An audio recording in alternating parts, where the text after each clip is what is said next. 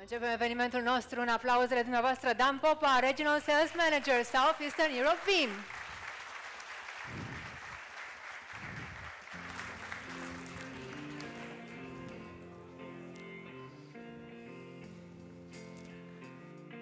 Ladies and gentlemen,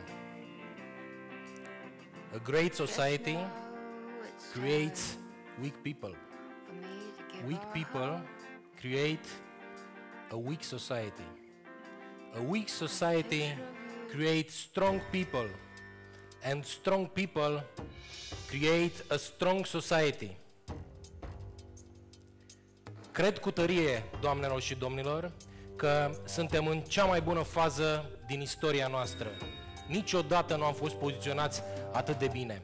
Suntem în faza în care strong people create a strong society. Avem o oportunitate deosebită de a aduce această țară la un alt nivel. Da, noi cu toții, iar IT-ul este un element principal, fundamental în a duce această țară mai departe. IT-ul este reprezentat astăzi și de noi, cei din sală, care avem datoria și poate pe undeva obligația de a transforma această țară și a crește bunăstarea.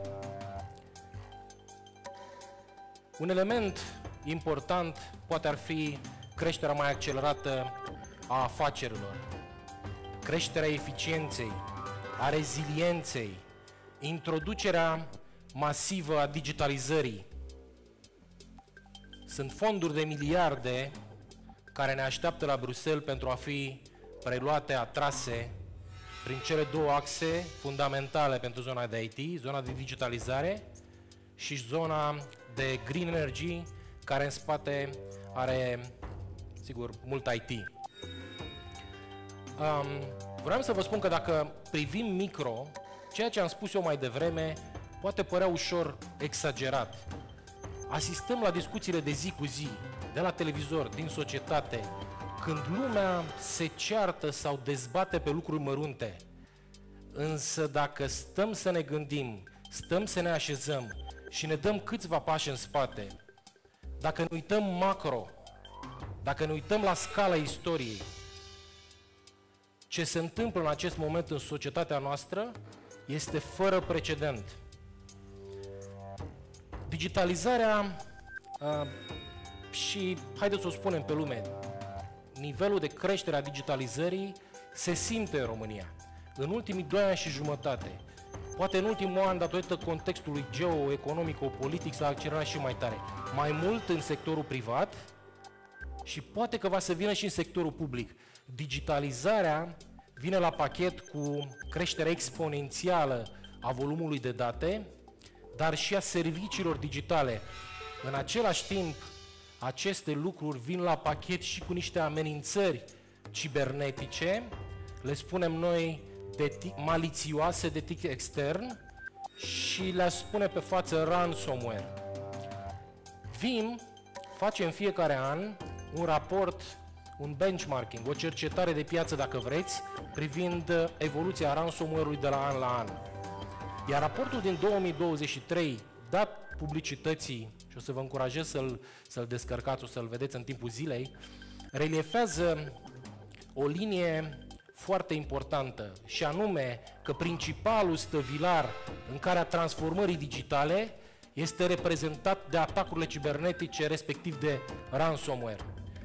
Și o să avem discuții astăzi și cu clienți importanți din piața locală.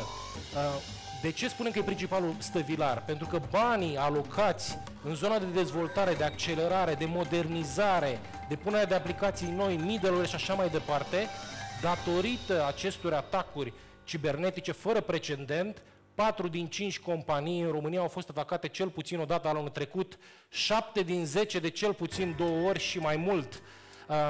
Toate aceste lucruri, vă spuneam că au un impact foarte mare asupra digitalizării. Deci banii se mută din zona de IT pentru a accelera, pentru a suporta business-ul cu inițiative de digitalizare, se mută foarte mult în zona de prevenție a atacurilor cibernetice și pentru a lupta cu atacurile cibernetice. Bun, La Vim On Tour, după cum probabil știți, noi ne-am obișnuit să nu facem doar un eveniment de IT, doar o simplă conferință. Mie nu-mi plac conferințele, absolut deloc. Noi vrem să creăm experiențe, vrem să creăm un flow, cursivitate și dacă ați asistat și veți asista la prezentările noastre și la acțiunile noastre, o să vedeți că totul este lin și are un flow. Acum 2 ani am avut o oportunitate extraordinară de a-l avea pe scenă pe singurul cosmonaut român care a fost în spațiul cosmic, Dumitru Prunariu.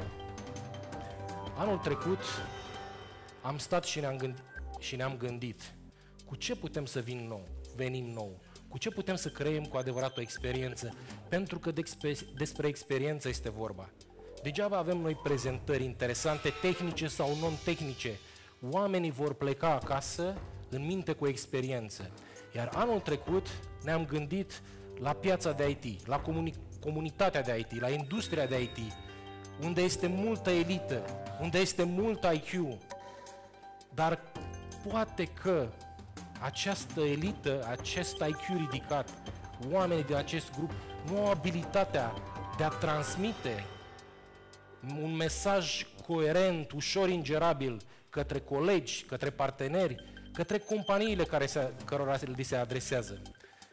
Iar anul trecut am adus pe scenă în fața dumneavoastră, după cum probabil vă aduceți aminte, poate pe cel mai bun profesor de public speaking din România, care a împărtășit o grămadă de idei și chestiuni interesante. Acum o lună și jumătate, IDC a anunțat rezultate secvențiale și anuale privind market share-ul în ceea ce privește zona de data protection, disaster recovery și business continuity la nivel global, dar și la nivel de Europa EMEA. Rezultatele sunt absolut extraordinare pentru noi. Pentru prima dată trecem pe locul 1 la nivel mondial depășind Dell, iar în Europa ne consolidăm poziția clară de lideri și avem o cotă de piață de 21% în condițiile în care locul 2 și locul 3, Dell și IBM, cumulat, nu fac cât cota de piață a Vim, 21%. Acest element poate că reprezintă un argument extraordinar pe care dumneavoastră, companii, clienți, parteneri, distribuitori, ar trebui să-l luați în calcul atunci când alegeți o soluție de protecție a datelor puternică, dar în același timp simplă, flexibilă și de încredere. Și aș vrea să mai lămuresc astăzi un aspect important. Erau niște discuții în piață că Vim n-are și o soluție de hardware atașată la soluție. Niciodată nu am avut în strategia noastră a avea o soluție de hardware atașat. Întotdeauna am fost software agnostic, întotdeauna am privit către clienți ca a propune best of breed tehnologii și dacă e să răspundem la această abordare cu hardware, vă spun că astăzi alături de noi avem cele mai bune tehnologii de hardware existente în piață. Vim cu Pure Storage, Vim cu HPE, Vim cu Lenovo, Vim cu Exagrid, state of the art technologies. Iar cine avea cloud sau hybrid cloud, avem Vim cu AWS. Degeaba cineva îmi impune să iau un sac de mere, dacă câteva mere din acel sac nu sunt de cea mai bună calitate. State of the art technology și ați putea spune, da, dar ar trebui să am mai multe puncte de contact și pe soluția software și pe soluția hardware. Și atunci intră în joc ecosistemul nostru educat și foarte puternic de parteneri și distribuitori cu valoare adăugată, precum și de Vim Accredited Service Provider care furnizează servicii la calitatea și nivelul Vim, pentru că Vim a desființat echipa de servicii profesionale tocmai pentru a împinge-o către parteneri și a crea profitabilitate și valoare mare adăugată. Iar acest ecosistem de parteneri prin care noi scalăm extraordinar, acest ecosistem este liantul dintre noi vendorii de hardware sau de cloud și dumneavoastră având ei un singur SLA al proiectului. Bun, Net Promoter Score este iar un indicator foarte relevant pe care atât mie cât și partenerul nostru de astăzi le place foarte mult să-l prezinte. Net Promoter Score reprezintă un benchmarking, o evaluare a pieței în ceea ce privește anuală, în ceea ce privește gradul de satisfacție al clienților care au cumpărat o soluție, în acest caz Vim, și au recomandat-o mai departe altor clienți sau altor parteneri sau altor companii. Această evaluare se întinde pe o scală de la minus 100 la plus 100, iar Vim se situează la plus 82, un număr extrem de puternic care, ca să vă faceți o idee, este de 3,5 ori mai mare decât media pieței de IT la nivel global. Ne place să visăm, suntem numărul 1, trebuie să fim și consistenți, să avem și lucruri foarte fundamentate în spate. Și revenind acum, după ce am făcut acum 2 ani, anul trecut, vă spuneam că ne place să visăm, iar anul acesta, trecând în această zonă elitistă, Vim a trecut la un alt nivel.